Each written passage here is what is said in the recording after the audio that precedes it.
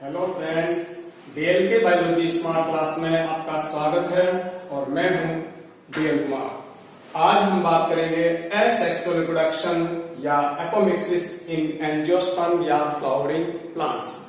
इससे पूर्व की वीडियो में हमने एसेक्सुअल रिप्रोडक्शन का पहला प्रकार asexual reproduction in lower organism में बात किया था और आज हम बात करेंगे asexual reproduction in higher plants या एंजियोस्पर्म या फ्लावरिंग प्लांट्स।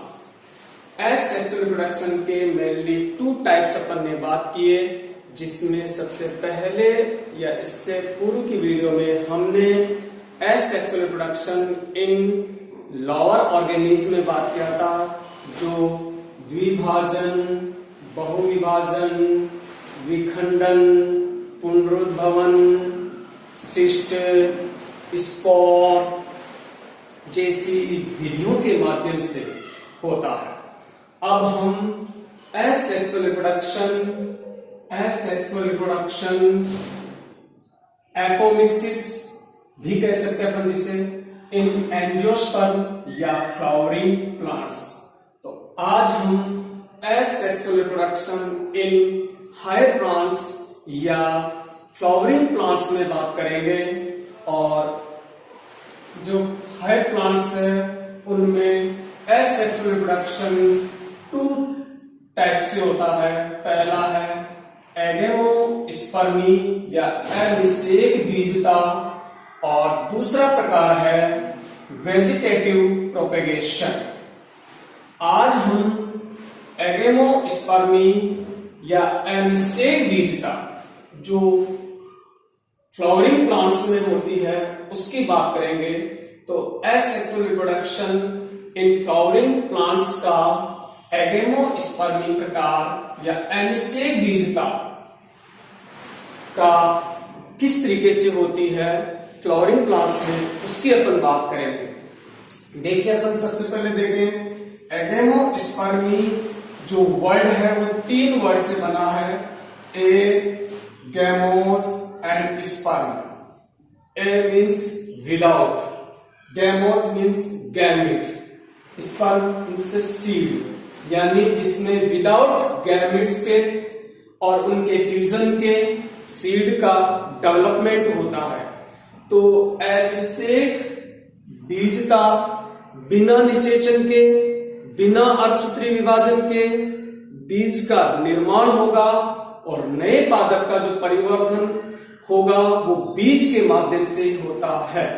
तो यह जनन की एक ऐसी विधि है जिसमें अर्धसूत्री विभाजन और निषेचन का अभाव होता है, किंतु नए पौधों का जो परिवर्धन होता है, जो प्रवर्धन होता है, वो बीज के माध्यम से ही होता है। ऐसे जनन को हम अनिषेक बीजता या एगेमोस्पर्मी कहते हैं। देखिए इसकी क्या क्या विशेषता है। तो अर्धसूत्री विभाजन व निषेचन का क्या होगा, अभाव होगा, न गैमेट बनेंगे और न गैमेट का फ्यूजन होगा। द्विगुणित कोई भी 2n सेल से भ्रूण का विकास होगा। कोई सी भी 2n सेल हो सकती है, वो स्पोरोफाइटिक सेल हो सकती है, वो कायिक कोशिका हो सकती है, वो गुरुबीजाणु मात्र सेल हो सकती है। तो कोई भी द्विगुणित सेल से सीधे बिना निषेचन के, बिना अर्धसूत्री विभाजन के भ्रूण का विकास होगा। नए पादपों का प्रवर्धन बीज के द्वारा ही होता है। यही इसकी मेन विशेषता है। निषेचन, अर्धसूत्री विभाजन का अभाव रहेगा। ये जो कंडीशन है ये लोअर ऑर्गेनिज्म में भी होती है। युग्मकों का संलयन नहीं होता है, ये लोअर ऑर्गेनिज्म में होती है, परंतु वहां भ्रूण का डेवलपमेंट नहीं होता, जबकि यहां भ्रूण का डेवलपमेंट होगा। कोई सी भी 2n सेल बिना निषेचन के सीधे भ्रूण का परिवर्धन करेगी। तो आगे देखें, उत्पन्न पादप जनक के समान होंगे। ये जो पादप डेवलप हो रहे हैं ये भी बिल्कुल जनक के समान होंगे। यहाँ भी उत्पन्न संतान को हम क्लोन कहते हैं। तो देखिए भी एगेमोस्पर्मी या अनिषेक बीज का जो एसेक्सुअल रिप्रोडक्शन है, इसमें अर्धसूत्री विभाजन व निषेचन का अभाव होगा, द्विगुणित सेल से सीधे भ्रूण का विकास होगा, नए पादपों का परिवर्धन बीज के द्वारा होता है और उत्पन्न पादप जनक के बिल्कुल समान होगा। अब टाइप्स ऑफ एगेमोस्पर्मी, एगेमोस्पर्मी के या अनिषेक बीजता के कौन कौन से प्रकार है उनकी अपन बात करेंगे। तो इसके 3 मुख्य प्रकार है। पहला है डिप्लोस्पोरी, दूसरा है एपोस्पोरी और तीसरा है एडवेंटियस एम्ब्रियो। सबसे पहले अपन बात करें डिप्लोस्पोरी, द्विगुणन बीजाणुता।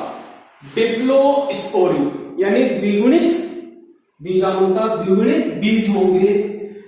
इसे हम द्विगुणित पार्थेनोजेनेसिस भी कह सकते हैं, द्विगुणित अनिषेक जनन भी अपन कह सकते हैं। डिप्लोस्पोरी में क्या होगा, कोई भी द्विगुणित कोशिका जो होगी उससे भ्रूण का डेवलपमेंट होना है। तो देखिए यहां पूर्ण तरीके से आर्कीस्पोरियम सेल, जिसे अपन प्रसूतक सेल भी कहते हैं, जिसी से आगे भ्रूण परिवर्धन या बीजों का परिवर्धन इन्हीं सेल से होता है। ये प्रथम सेल होती है भ्रूण परिवर्धन की। तो आर्कीस्पोरियम जो सेल है वो 2n सेल है। इस 2n सेल में आर्कीस्पोरियम या सूतक सेल में सीधे गुरु बीजाणु मात्र सेल बनेगी। गुरु बीजाणु मात्र सेल बिना किसी अर्धसूत्री विभाजन के, कोई अर्धसूत्री विभाजन नहीं हो रहा, सीधे गुरु बीजाणु बनाएगी। तो आर्कीस्पोरियम सेल जो कि 2n है, इससे गुरु बीजाणु मात्र सेल बनी जो कि 2n है, बिना अर्धसूत्री विभाजन के सीधे 2n यानी द्विगुणित गुरु बीजाणु बन गए। 4 द्विगुणित गुरु बीजाणु बने, जिसमें से 3 नष्ट हो गए और 1 सक्रिय गुरु बीजाणु रहा जो कि 2n है, क्योंकि कहीं भी अर्धसूत्री विभाजन नहीं हो रहा है। और उस सक्रिय गुरु बीजाणु से द्विगुणित भ्रूण कोष बना, द्विगुणित भ्रूण कोष बन गया। और उस द्विगुणित भ्रूण कोष में जितनी भी सेल होगी, जैसे अंड सेल है, साइड सेल है, प्रतिमुखी सेल है, वो सभी 2n होगी।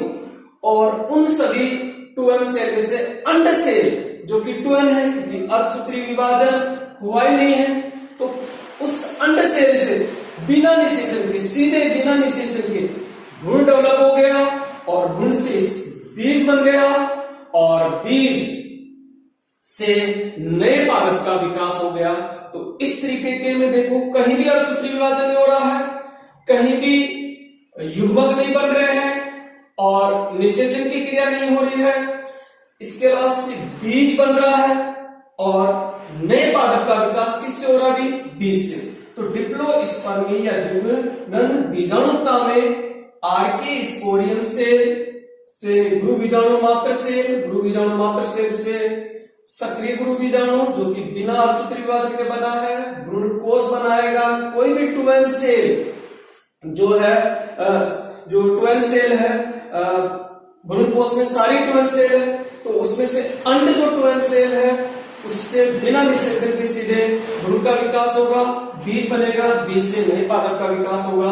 और एग्जाम्पल है इसका पार्थिनियम, जिसे अपन गाजर घास भी कहते हैं, जो एक खरपतवार के रूप में है, जो खाली पड़े हुए प्लॉट में और मैदानी भागों में देखने को मिल जाती है। पार्थिनियम में डिप्लोस्पर्मी के माध्यम से या द्विगुणित बीजाणुता के माध्यम से एसेक्सुअल रिप्रोडक्शन कंप्लीट होता है। अब अपन बात करें दूसरा प्रकार एगेमोस्पर्मी का, वो है एपोस्पोरी, या इसे अपन कहते हैं भी अपबीजाणुता। देखिए द्विगुणित बीजाणुता में आर्कीस्पोरियम सेल भाग ले रही है, यानी जनन कोशिका एक तरीके से जो स्पेशल रूप से जननिक जो सेल है वो कोशिकाएं भाग ले रही है। गुरु बीजाणु मात्र सेल बन रही है और गुरु बीजाणु बन रहे हैं, इससे अपन कहेंगे द्विगुण बीजाणुता। जबकि जो एपोस्पोरी या अपबीजाणुता है, इसमें कोई सी भी द्विगुणित कोशिका भाग ले सकती है। जरूरी नहीं है कि इसमें जनन सेल या जनन कोशिकाएं ही भाग ले। स्पोरोफाइट या बीजाणु उद्भिद पादप की कोई भी 2n कोशिका से भ्रूण का परिवर्तन हो जाए तो उसे अपन क्या कहेंगे भी, एपोस्पोरी या अपबीजाणुता कहते हैं। अपबीजाणुता की सर्वप्रथम जो खोज है वो रोजेनबर्ग ने हायरेसियम पादपों में की थी। तो अपबीजाणुता मीन्स क्या है, बिना अर्धसूत्री विभाजन के, बिना युग्मकों के संलयन के, बिना जनन कोशिकाओं के, सीधे कोई भी बीजाणुद्भिद जो पादप है उसकी कोई भी 2n सेल सीधे भ्रूण का विकास करेगी। इस तरीके को हम कहते हैं एपोस्पोरी या अपबीजाणुता, जिसकी खोज रोजेनबर्ग ने हायरेसियम पादप में की थी। अब इसमें देखें अपन बीजाणुद्भिद पादप की कोई भी 2n सेल गुरु बीजाणु मात्र सेल नहीं, गुरु बीजाणु मात्र कोशिका नहीं होती है इसमें। इसको छोड़कर कोई सी भी बीजाणुद्भिद पादप की कोई भी 2n सेल होगी, उससे बिना निषेचन के भ्रूण का, बिना अर्धसूत्री विभाजन के भ्रूण का विकास होना एपोस्पोरी या अपबीजाणुता कहलाती है। तो देखिए भी, गुरु बीजाणु मात्र सेल भाग नहीं लेती है। गुरु बीजाणुद्भिद पादप की कोई भी 2n सेल बिना अर्धसूत्री विभाजन के गुरु बीजाणु बनाएगी, भ्रूण कोष बनेगा, बीज बनेगा और नए पादप का विकास होगा। तो बीजाणुद्भिद पादप की कोई भी 2n सेल होगी, उससे सीधे भ्रूण का विकास हो जाएगा। इस तरीके को अपन कहते हैं अपबीजाणुता। और अपबीजाणुता के 2 प्रकार हैं। पहला है जनरेटिव एपोस्पोरी या जनन अपबीजाणुता। जनन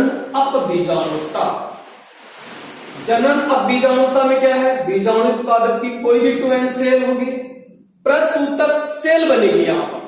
यहां प्रसूतक सेल जैसे यहां बन रही थी, यहां पर भी प्रसूतक सेल बनेगी। उससे गुरु बीजाणु का डेवलपमेंट होगा और भ्रूण कोष बनेगा। भ्रूण कोष से अंड सेल बनेगी और उस अंड सेल से भ्रूण का विकास होगा। भ्रूण से बीज बनेंगे, बीज नए पादप का विकास करेंगे। यानी इसमें जनन कोशिकाएं भाग ले रही थी, परंतु जो जनरेटिव जो एपोस्पोरी है या जनन अपबीजाणुता जो है, इसमें बीजाणुद्भिद पादप की जो आर्किस्पोरियम जो सेल है वो भाग नहीं ले रही है। बीजाणुद्भिद पादप की कोई भी 2n सेल, बीजाणुद्भिद पादप की कोई भी 2n सेल क्या बना रही है, प्रसूतक सेल बना रही है। और उस प्रसूतक सेल से गुरु बीजाणु बन रहे हैं और उन सक्रिय गुरु बीजाणु उससे भ्रूण कोष बन रहा है बिना किसी अर्धसूत्री विभाजन के। अर्धसूत्री विभाजन हुआ नहीं यहां पर भी, तो 2n गुरु बीजाणु रहा, भ्रूण कोष भी 2n बना। जितनी भी उसके भ्रूण कोष के अंदर जितनी भी कोशिकाएं बनेगी वो 2n रहेगी, द्विगुणित रहेगी। उसमें अंड सेल द्विगुणित रहेगी। इसके अलावा सहायक और प्रतिपूरक कोशिकाएं भी 2n रहेगी। उस अंड सेल से भ्रूण का डेवलपमेंट होगा बिना निषेचन के, बीज बनेगा और बीज से नए पादप का विकास होगा। और ये तरीका देखा जाता है हायरेसियम पादप में। तो जनरेटिव या जनन अपबीजाणुता जो है वो हायरेसियम पादप में देखी गई है। दूसरा प्रकार अपन देखें अपबीजाणुता का, तो वो है सोमेटिक एपोस्पोरी। सोमेटिक एपोस्पोरी जो है कायिक अपबीजाणुता के रूप में अपन जानते हैं इसे। कायिक अपबीजाणुता बीजांडकाई या अध्यावरण, बीजांड जो बन रहा है जिसे हम गुरु बीजाणु धानी भी कहते हैं, उस गुरु बीजाणु धानी की जो बीजांडकाई है बीजांडकाय जो सेल है और अद्यावरण जो सेल है उनसे यदि भ्रूण का डेवलपमेंट हो रहा है तो उसे कहेंगे सोमैटिक एपोस्पोरी या काय का बीजाणुता। तो बीजांडकाय सेल या अद्यावरण कोशिका से सीधे क्या बनेगा, ध्रुव बीजाणु बनेगा बिना अर्धसूत्री विभाजन के, जो कि 12 रहेगा। उस ध्रुव बीजाणु से भ्रूण कोष बनेगा। भ्रूण कोष की अंड सेल से भ्रूण का परिवर्तन होगा और भ्रूण से बीज बनेगा और बीज से नए पादप का विकास होगा। एग्जाम्पल है रेननकुलस व रूब्रस में इस तरीके की सोमैटिक या काय का बीजाणुता देखने को मिलती है। आगे पर तीसरा प्रकार बात करें, एडवेंटिव एम्ब्रियो अपस्थानिक भ्रूणता। अपस्थानिक भ्रूणता, भ्रूण का परिवर्धन किससे होता है भी? भ्रूण कोश की अंड कोशिका से। परंतु अपस्थानिक यानी जब, अपस्थानिक का शाब्दिक अर्थ ही होता है जब अपना स्थान बदले। भ्रूण का परिवर्तन सामान्यतः अंड कोशिका से होता है और जब अंड कोशिका के अलावा अन्य तरीके से भ्रूण का परिवर्तन हो तो उसे कहेंगे अपस्थानिक भ्रूणता। तो बीजांड की जब बीजांडकाय से या अद्यावरण कोशिकाओं से सीधे भ्रूण का विकास हो, किसी तरीके से कोई भ्रूण बीजाणु, कोई भ्रूण कोष का डेवलपमेंट हो रहा सीधे और उस भ्रूण कोष से सीधे भ्रूण का परिवर्तन होना, इस कंडीशन को अपन कहेंगे अपस्थानिक भ्रूणता। तो इसमें बीजांड की जब बीजांडकाय सेल से कोई भी बीजांड जो बीजांड है उस बीजांडकाय की कोई भी 12 सेल, जो 12 सेल है तो ध्रुव बीजाणु धानी की जो बीजांडकाय कोशिकाएं हैं जो कि 12 है, उसकी कोई भी बीजांडकाय 12 सेल से सीधे भ्रूण का विकास होता है और उससे हम इसका एग्जाम्पल जो अपने को देखने को मिलता है वो है सीट्रस पादपों में। तो देखिए एडवेंटिस या अपस्थानिक भ्रूणता में इस तरीके की भ्रूणता में क्या होगा भी, बीजांड के बीजांडकाय या अद्यावरण की कोई भी 12 सेल से सीधे भ्रूण का विकास होगा। तो जब बीजांड की बीजांडकाय से भ्रूण का विकास हो तो वो देखने को मिलेगी सीट्रस पादपों में। और ये बीजांडकाय की जो भी कोई भी बीजांडकाय की जो 12 सेल है वो सीधे ह्यूमनस के रूप में कार्य करती है, तो अपन इसको ह्यूमनस के रूप में भी देख सकते हैं। यदि बीजांड के अद्यावरण की कोई भी 12 सेल से भ्रूण का विकास हो तो उस तरीके को अपन स्पाइरेंथस में देखने को मिला है। तो एडवेंटिस एम्ब्रियो जो अपस्थानिक भ्रूणता है उसमें बीजांड की कोई भी बीजांडकाय 12 सेल या अद्यावरण की कोई भी 12 सेल से भ्रूण का विकास होता है।